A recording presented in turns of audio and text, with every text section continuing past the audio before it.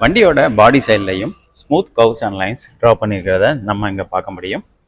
Aerodynamic பர்பஸ்க்காக கொடுத்துருக்குறாங்க.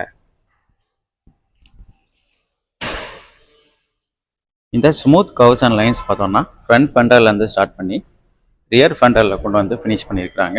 வண்டியோட சைட் பர்சன்ஸை இது ரொம்பவே ஸ்டைலிஷாக எடுத்துக்கிட்டுது.